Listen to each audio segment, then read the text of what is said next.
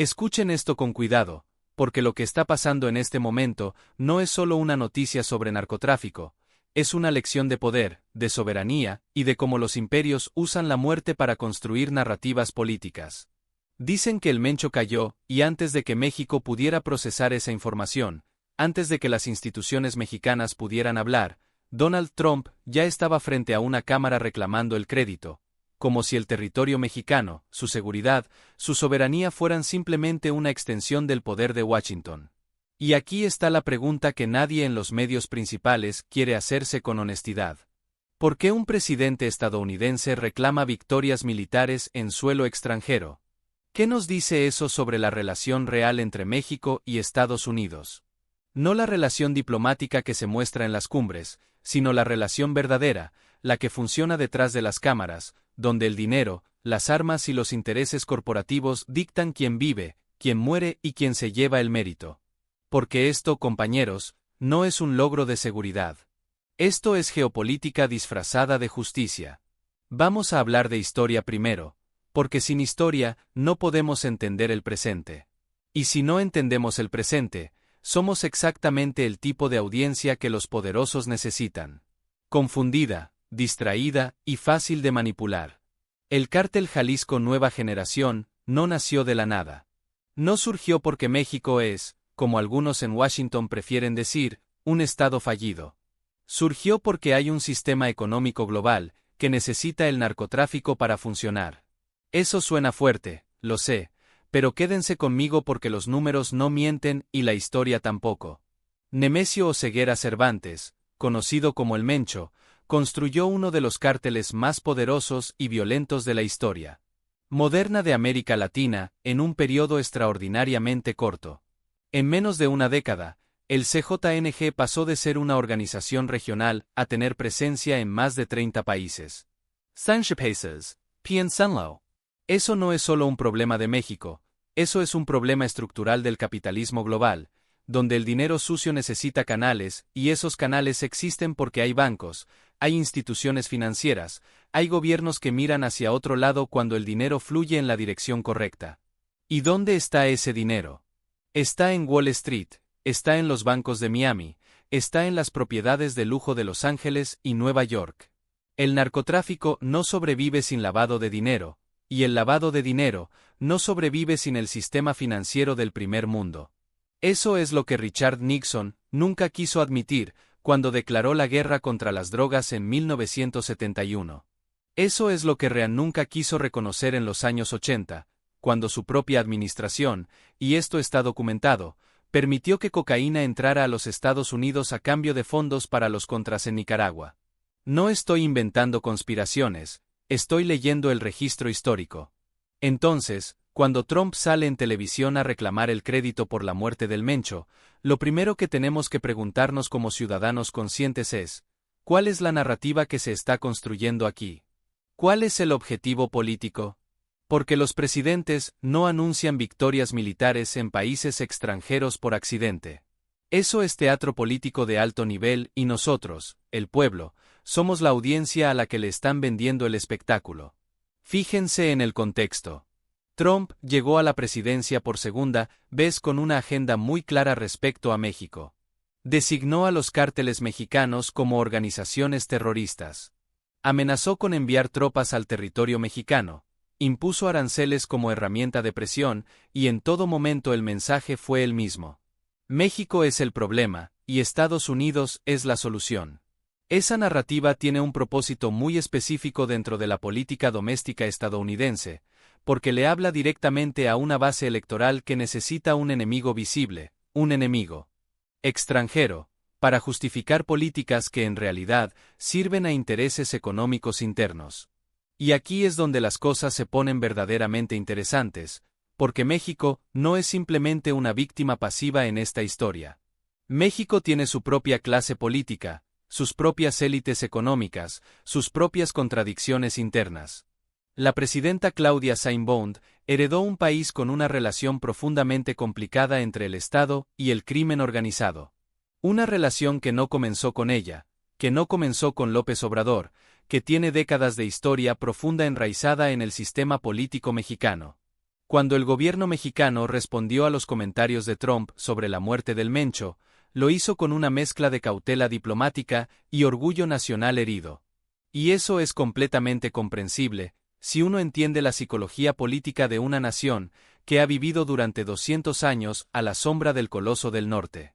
México tiene una memoria histórica de intervención estadounidense que es muy real y muy dolorosa. La Guerra del 47, la pérdida de más de la mitad del territorio nacional, las intervenciones en Veracruz, el apoyo estadounidense a regímenes corruptos durante la Guerra Fría.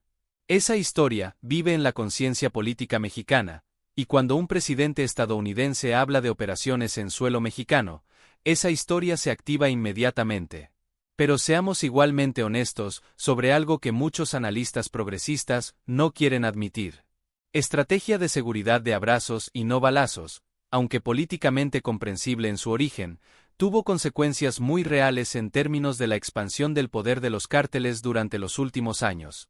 No digo eso para atacar a ningún gobierno en particular. Lo digo porque es parte del análisis honesto que esta situación requiere. Cuando el Estado no ejerce su monopolio legítimo sobre la violencia, alguien más llena ese vacío. Y ese alguien en muchas regiones de México fue el CCTNG. Ahora bien, ¿qué significa realmente la muerte del Mencho si es que efectivamente ocurrió? Porque tengamos cuidado aquí, porque en el mundo del crimen organizado, las muertes anunciadas a veces son instrumentos políticos, y en el mundo de Trump, los anuncios de victoria a veces preceden a la verificación de los hechos. Eso no es una acusación, es simplemente un patrón observable. Entonces, mientras el mundo espera confirmación oficial, mientras los servicios de inteligencia de ambos países procesan la información, mientras los periodistas independientes intentan verificar lo que realmente pasó, el ecosistema mediático ya está funcionando a toda velocidad construyendo la historia que le conviene a cada lado. Para Trump, el Mencho muerto es una victoria de campaña permanente. Es la prueba de que su política de presión máxima contra México funciona. Es el argumento para justificar una postura más agresiva, potencialmente incluso la presencia militar directa en territorio mexicano, algo que varios asesores de seguridad nacional en su círculo han mencionado abiertamente. Para el gobierno mexicano, la narrativa tiene que ser diferente, tiene que preservar la soberanía nacional al mismo tiempo que reconoce, aunque sea implícitamente, que algo significativo ocurrió en materia de seguridad. Y para nosotros, los que vivimos aquí en los Estados Unidos, los que tenemos raíces en México y en América Latina, los que entendemos que lo que pasa al sur de la frontera nos afecta directamente, la pregunta es más profunda. La pregunta es, ¿qué tipo de relación queremos que exista entre estas dos naciones? ¿Queremos una relación basada en la presión, en la amenaza, en la transacción política? ¿O queremos una relación basada en el reconocimiento mutuo de que los problemas del narcotráfico son problemas compartidos que requieren soluciones compartidas? Porque el consumo de drogas que financia el CJNG no está en México, está aquí. Está en las ciudades de los Estados Unidos, en los suburbios de los Estados Unidos, en las comunidades rurales de los Estados Unidos que han sido devastadas por la crisis de los opioides. Una crisis que, por cierto, fue creada no por los cárteles mexicanos, sino por empresas farmacéuticas estadounidenses que durante años sobornaron a médicos para recetar Oxycontin de manera masiva. La familia Schler hizo más daño a la salud pública estadounidense que cualquier cártel mexicano en la historia reciente. Pero la familia Schler no fue designada organización terrorista. La familia Schler pagó multas, llegó a acuerdos legales, y sus miembros siguen viviendo en mansiones alrededor del mundo. Eso nos dice algo muy importante sobre cómo funciona el poder en este sistema. Entonces, cuando hablamos del Mencho, cuando hablamos del CJNG, no podemos hacerlo en el vacío. No podemos hacerlo como si fuera simplemente una historia de buenos contra malos, de héroes estadounidenses eliminando villanos mexicanos. Esa narrativa es exactamente lo que el poder quiere que aceptemos porque nos mantiene dentro de un marco interpretativo que no cuestiona las estructuras fundamentales. Pensemos en el fentanilo, que es el tema central de la política de drogas en este momento. El fentanilo que llega a los Estados Unidos desde México es en su gran mayoría fabricado con precursores químicos que vienen de China. Eso es un hecho documentado por la DEA, por la inteligencia estadounidense, por múltiples investigaciones periodísticas independientes. Entonces, la cadena de suministro del fentanilo involucra manufactura química china, logística de los cárteles mexicanos y distribución dentro de los Estados Unidos. Es una cadena transnacional que refleja exactamente la misma lógica que las cadenas de suministro del capitalismo global legítimo. Eficiencia, división del trabajo, maximización de ganancias. La diferencia es que esta cadena opera fuera de la ley, pero opera con la misma lógica económica que admiramos en las corporaciones multinacionales. Y aquí es donde el análisis se vuelve verdaderamente incómodo, porque si aceptamos que el narcotráfico opera con la lógica del capitalismo global, entonces tenemos que preguntarnos si las herramientas que usamos para combatirlo, más presión militar, más arrestos, más extradiciones, más amenazas entre gobiernos, son realmente suficientes para resolver el problema estructural. La historia de los últimos 50 años de la guerra contra las drogas sugiere que no. Cada vez que eliminamos a un líder cartel, otro aparece. Cada vez que desmantelamos una organización, otras dos llenan el vacío. El cártel de Medellín cayó, el cártel de Cali cayó, el cártel del Golfo se fragmentó, el cártel de Sinaloa está bajo presión y el CNG creció en el espacio que dejaron todos ellos. Eso no es una coincidencia. Eso es como funcionan los mercados cuando la demanda existe y la oferta se interrumpe temporalmente. Pero volvamos a la política porque la política es donde esto se vuelve urgente para nosotros como comunidad latina en los Estados Unidos. La forma en que Trump maneja este anuncio, si es que el anuncio resulta ser verdadero y verificable, tiene implicaciones directas. Para la política migratoria, para la política comercial, para la relación bilateral que afecta a millones de familias que tienen vínculos con México y con América Latina. Porque Trump no está hablando del Mencho como si fuera un tema de seguridad pública en el sentido técnico del término. Trump está hablando del Mencho como si fuera un trofeo político, como si fuera evidencia de una visión del mundo, donde los Estados Unidos tienen el derecho y la obligación de intervenir en los asuntos internos de sus vecinos, cuando considera que esos vecinos no están actuando de la manera que Washington exige. Y esa visión del mundo tiene un nombre, tiene una historia, se llama intervencionismo. Y para los latinoamericanos que vivimos en los Estados Unidos, esa historia es absolutamente personal.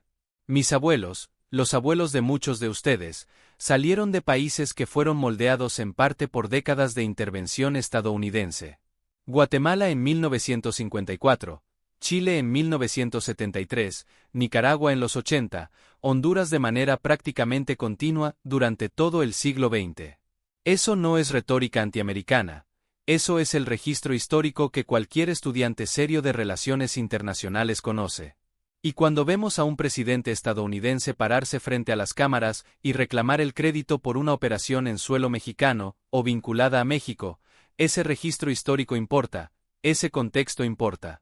Ahora bien, hay personas de buena fe que dirán, pero el CJNG era una amenaza real.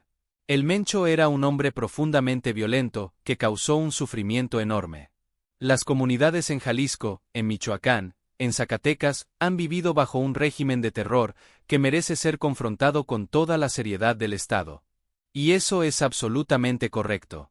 No hay nada en este análisis que romantique la violencia del narcotráfico o que minimice el sufrimiento de las comunidades mexicanas que han vivido bajo esa violencia. Ese sufrimiento es real, es documentado y merece toda nuestra solidaridad y atención. Pero reconocer el sufrimiento no significa aceptar la narrativa política que el poder construye alrededor de ese sufrimiento. Son dos cosas distintas. Podemos celebrar que una organización violenta haya perdido a su líder al mismo tiempo que cuestionamos los motivos políticos detrás del anuncio, la forma en que se hace ese anuncio y las conclusiones políticas que se quieren derivar de ese anuncio. De hecho, esa capacidad de sostener dos ideas al mismo tiempo es exactamente el tipo de pensamiento crítico que necesitamos cultivar como comunidad. Pensemos en lo que viene después, porque las consecuencias de este momento van a desarrollarse durante meses y años. Si el Mencho efectivamente murió, el CJNG entrará en un periodo de sucesión interna que históricamente produce más violencia, no menos. La historia de los cárteles mexicanos muestra que los periodos de transición de liderazgo son los más violentos porque múltiples facciones compiten por el control. Eso significa que las comunidades mexicanas que ya viven bajo presión del CJNG probablemente van a enfrentar un periodo de turbulencia adicional antes de que la situación se estabilice. Y esa turbulencia tiene implicaciones migratorias directas. Cuando la violencia aumenta en México y en Centroamérica, los flujos migratorios aumentan. Eso es una relación documentada, consistente y completamente comprensible desde la perspectiva de cualquier ser humano que enfrente la alternativa entre la violencia y el desplazamiento. Y cuando los flujos migratorios aumentan, la política migratoria de Trump se endurece, las deportaciones aumentan, las condiciones en los centros de detención se deterioran y las familias en los Estados Unidos, familias de nuestra comunidad, sufren las consecuencias. Esa cadena de causalidad de la violencia del cártel a la migración, a la represión migratoria, es una cadena que el discurso político dominante nunca presenta de manera completa, porque presentarla de manera completa significaría hacer preguntas incómodas sobre las responsabilidades del sistema en su totalidad, no solo de los actores individuales. Hay algo más que quiero que consideren, y es el papel de los medios de comunicación en todo esto. Cuando Trump hace un anuncio como este, los medios en inglés tienen un ciclo de cobertura muy predecible. Hay un momento de escepticismo inicial, luego una avalancha de cobertura que amplifica el anuncio, luego el debate político sobre si Trump merece el crédito y eventualmente la historia se transforma en parte de la narrativa de su presidencia. Ese ciclo mediático sirve fundamentalmente para amplificar el poder político del anuncio, independientemente de si el anuncio es completamente preciso o no. Los medios en español, en los Estados Unidos, que son los medios de nuestra comunidad, tienen una responsabilidad particular en este contexto. Tienen la responsabilidad de proporcionar el contexto histórico, el análisis estructural y la perspectiva desde adentro de las comunidades afectadas que los medios en inglés frecuentemente no proporcionan. Tienen la responsabilidad de hacerle las preguntas difíciles tanto al gobierno estadounidense como al gobierno mexicano, sin caer en la trampa de defender a ninguno de los dos, cuando ambos tienen responsabilidades que examinar. Y eso nos lleva a la pregunta de la soberanía mexicana, que es en muchos sentidos el corazón de todo este asunto. La soberanía no es solo un concepto legal o un principio abstracto del derecho internacional. La soberanía es la capacidad real, material de un Estado de tomar decisiones sobre su propio territorio y su propio pueblo, sin estar sometido a presiones externas que comprometan esa capacidad. Y México, como muchos países del sur global, ha vivido durante décadas con una soberanía que en la práctica está constantemente limitada por su relación asimétrica con los Estados Unidos. Esa asimetría no es solo de poder militar o político, es principalmente económica. México y los Estados Unidos tienen una relación comercial de más de 800,000 millones de dólares anuales. Las remesas que los migrantes mexicanos en los Estados Unidos envían a sus familias representan la primera o segunda fuente de divisas para México dependiendo del año. Las empresas estadounidenses emplean a millones de mexicanos en las maquiladoras. Esa interdependencia económica crea una estructura de poder que hace muy difícil, para cualquier gobierno mexicano, confrontar abiertamente a Washington sin consecuencias económicas severas. Eso significa que cuando el gobierno de Sheinbaum responde a Trump sobre la muerte del Mencho, está respondiendo dentro de esas limitaciones estructurales. No puede simplemente decir lo que quizás muchos mexicanos sienten, que la soberanía de su país fue violada, que la narrativa de Washington es inaceptable, que México no es el patio trasero de nadie. Puede decir versiones suavizadas de esas ideas, puede usar el lenguaje diplomático de la protesta formal, pero no puede convertir esa protesta en una ruptura real de la relación bilateral, porque las consecuencias económicas serían devastadoras para los más vulnerables en la sociedad mexicana. Y aquí hay una ironía profunda que vale la pena contemplar. Las personas que más sufrirían si México y los Estados Unidos entraran en un conflicto serio, ya sea económico o de otra naturaleza, son exactamente las personas que tienen menos poder político en ambos países. Son los trabajadores agrícolas en Sinaloa, son los migrantes en las ciudades estadounidenses, son las familias en ambos lados de la frontera que dependen de las remesas del comercio transfronterizo, de la movilidad laboral para subsistir. Las élites de ambos países, tanto las élites mexicanas como las élites estadounidenses, siempre encuentran la manera de proteger sus intereses cuando los estados entran en conflicto. Son las clases trabajadoras las que pagan el precio. Ese es el análisis de clase que falta en prácticamente toda la cobertura mediática de este tema. Cuando hablamos de la relación México-Estados Unidos en el contexto del narcotráfico, del crimen organizado, de la política de seguridad, raramente hablamos de quien se beneficia y quien paga el costo de las diferentes políticas. Raramente preguntamos, ¿quién se beneficia de que el narcotráfico continúe existiendo a la escala que existe? ¿Quién se beneficia de que la guerra contra las drogas continúe siendo la política dominante en lugar de la regulación y el tratamiento? ¿Quién se beneficia de que la narrativa pública sobre el crimen organizado se enfoque en figuras individuales como el Mencho, en lugar de en las estructuras sistémicas que hacen posible el crimen organizado? Las respuestas a esas preguntas no son confortables, pero son necesarias si queremos entender realmente lo que está pasando y no simplemente consumir el espectáculo que el poder nos ofrece. Quiero hablar también sobre la comunidad latina en los Estados Unidos directamente, porque nosotros somos actores en esta historia, no solo observadores. Tenemos familia en México. Tenemos amigos que cruzaron la frontera huyendo precisamente de la violencia que el CJNG y otros cárteles producen. Tenemos vecinos que son deportados a países donde el crimen organizado es una amenaza existencial. Esa experiencia personal nos da una perspectiva que ningún analista político en Washington tiene, y esa perspectiva vale algo, vale mucho. Pero esa perspectiva también nos obliga a ser honestos sobre las complejidades.